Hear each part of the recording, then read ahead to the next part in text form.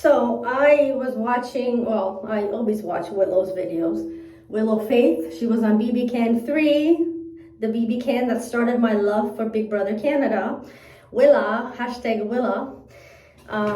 Anyway, and there was one video that she did, her antidepressants journey. So I thought, oh, I can do that too. So here we go. This is my antidepressants journey. So I started I started in April of 1999. My mom died in January 1999. And I was just, like going through the motions. I was working, whatever, and I didn't realize, I stopped eating, right? I didn't eat anything. I ate maybe half a side salad. If I ate whatever, I had to walk it off. Like I didn't want to eat. I did not want the food in my system. And I was hanging out with Chris, one of the managers, who was a godsend to me. But anyway, so there was a little bit of fun there. And I only slept maybe 2 hours because I was out with Chris till late. And then I had to come in for work, so I would only sleep 2 hours. And then I had my breakdown at Wendy's. And then I went to the hospital, and I stayed there for 4 days. I think 2 nights I was on the suicide watch. So, I should send a disclaimer in the description, that trigger warning. But anyway. So I think I'm pretty sure it was 2 days in the suicide watch, which is horrible because it's a whole window, and you cannot, and it's bright because the nurses are there, and it's so bright, and you cannot, every time you put a sheet over your head so you can sleep, right? The nurse comes in, oh no, we can't let you do that. I'm like, okay. So that was horrible. But then you got moved into the other room, and I didn't have a pass. And that's when there was a smoking section. I didn't smoke, but I hung out in the smoking section once when I couldn't sleep and with somebody, because there was a smoking section in the hospital in '99. Okay, and that's when I met Dr. Gurgla. He became my psychiatrist, and he was my psychiatrist for a while. And he prescribed, actually they gave me drugs at the hospital, and my dad visited me. I don't really remember that, and even he told me that he brought me some like baby food to eat, at least, because that's what he gave my mom, and my mom had cancer, so he brought me a bunch of that stuff, and they checked his bags and everything when he was coming in. What else? I forgot what I was saying. Oh yeah, so they gave me drugs, and my dad was like, you didn't know I was there, you were on another planet. So then I was, I thought, I didn't want to, I don't really want to get out of bed in the hospital anyway. But then I thought, I didn't want to eat, but I thought, well, if I don't start eating, they're going to keep me forever, and I have to get back to work, right? And at the time I was paying the insurance on my car. That's all and the gas, I think. That's all I was paying for. So, okay. So then Dr. Gurgla, I was seeing Dr. Gurgla, I don't know how often, but I was seeing him. And I was on the first antidepressant I was on, or supposedly on, was Celexa. But I didn't like it. I did not like it because it made me it made me so drowsy and sleepy, and I had to be at work. So I couldn't function, right? So I wasn't taking them. I was telling Dr. Gurgla, yeah, I'm taking them. Oh yeah, everything's fine, I'm taking them, but I wasn't. So yeah, and I did that for a number of years. And then they were wondering, like, my mood was like, I would burst out. I would just have like episodes, and they would say, Monica, are you taking your happy pills? Even Chris was saying, are you taking your happy pills? I'm like, yes, I am. Okay, yes, I am. I wasn't, because I didn't want to be in a state of what's happening. So, but anyway, but he always put me on Celexa. And so for the longest time, I wasn't really, and then I stopped seeing him. And then he moved to offices, But my problem with psychiatrists is they don't really want to talk to you. All they care about is, are you taking your meds? Yeah. Oh yeah. Yep, I'm taking them. Yeah. Do you need more? Yeah, sure. Yeah. And bye-bye. But I need somebody to talk to me. So then I was just working, and then the only one I was seeing was my doctor, my family doctor, which I also had from April 99 until June, when he retired in June. So I had him, but I didn't see him a lot because I was busy working. There was a time when I was working, like I did a couple jobs. I left this one, I did the housekeeping, I went to Poland, I worked in housekeeping for a bit, and then I went back and wanted to do cash. So then I worked 2 jobs, and I was always like, go. And then I moved, and then I was working full time, and I moved here. My dad sold the house, so then I went to live in an apartment, and then he moved to China. And then I was still not taking medicine. But I was working, I was just busy. And I would have episodes at work, but I didn't think much of it. I was just like, things would bother me. Things would piss me off. Customers would piss me off. And my boss at Longo, I hated that woman. We did not gel. But then I was taking classes, I was volunteering for TIFF, I was just go. So then I thought, well, I have to move to downtown.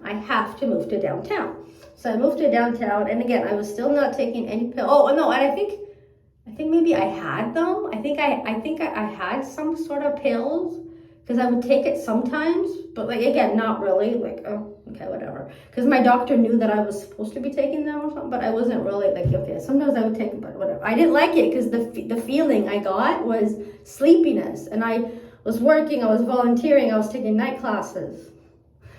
So I wasn't taking them. For the longest time, I was not taking my pills.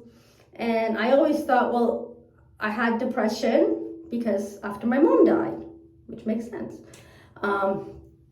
So then I moved to downtown, and oh my God, it's just too much. I like visiting downtown, but to live there,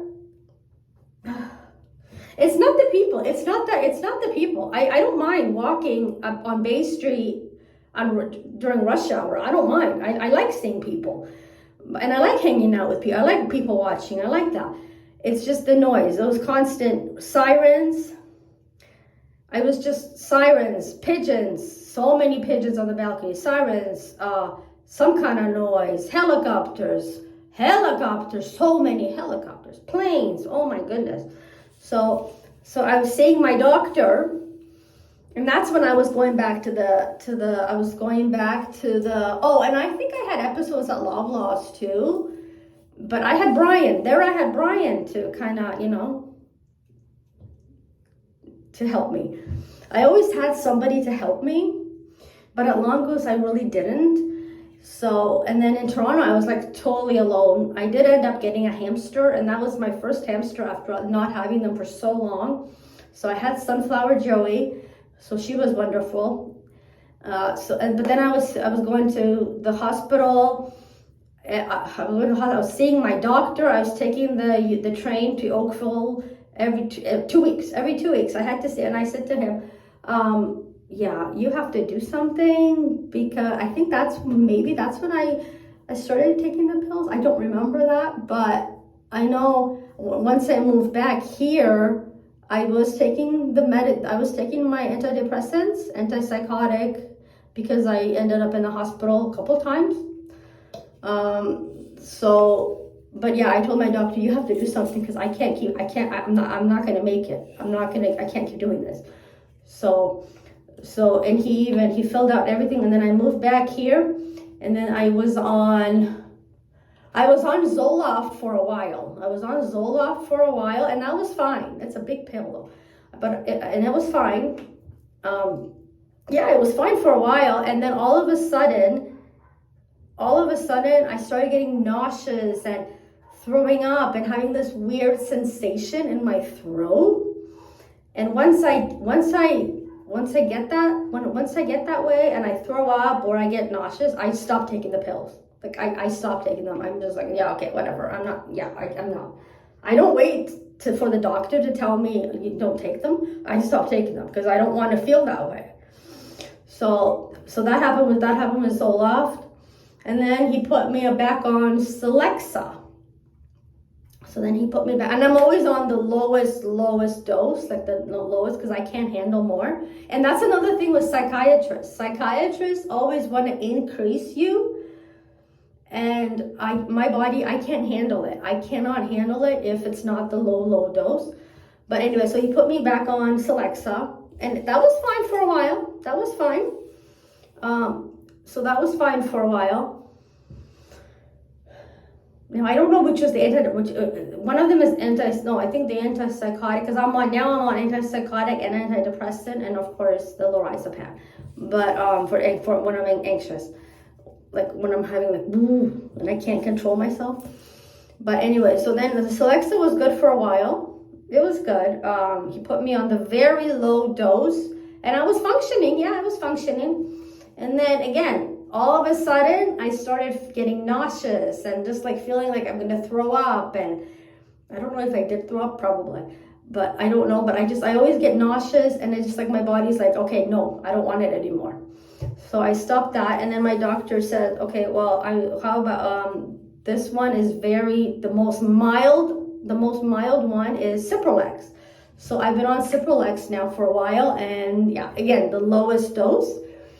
And it's doing great. I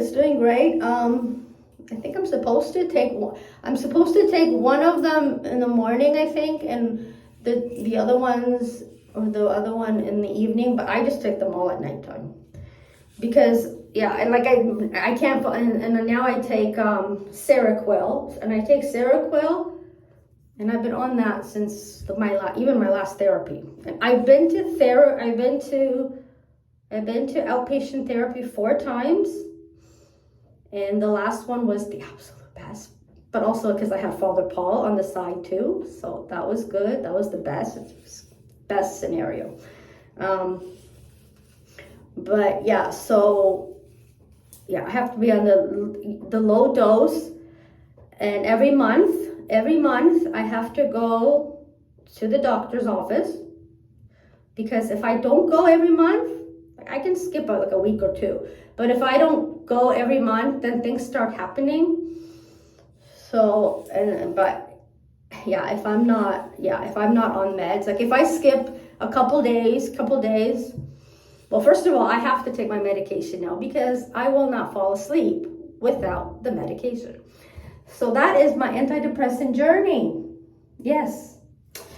That is my antidepressant journey. Yes, it was a long time. I probably should have been on them. I should have been on them right in 1999 when I first got diagnosed, or I'm assuming that's when I was diagnosed. I don't know who diagnosed me, but whoa! If you Google borderline personality disorder, everything is just me. So. Yeah, I don't know who. I don't want to give Butler credit for diagnosing me. Maybe it was Dr. Gergla. I don't know. But yeah, so that is my story, of my antidepressant story. And I'm gonna maybe, if I remember, I will link Willow's video too, so you can go watch Willow. Willow's amazing. Yeah, I love Willie. She's just amazing. I love her. Yeah. So anyway, thank you so much for watching. We need to talk about mental health. It's very important. And yeah, medication is also very, very important, as I've learned with mental health. As with like anything, you have to take your medication. You have to. Like my brain's broken. Like, yeah, my mind is broken. So I have to fix that. And I have to fix that with medication, and it's okay. So anyway, thank you so much for watching. Like, share, subscribe, and we'll see you next one. Bye.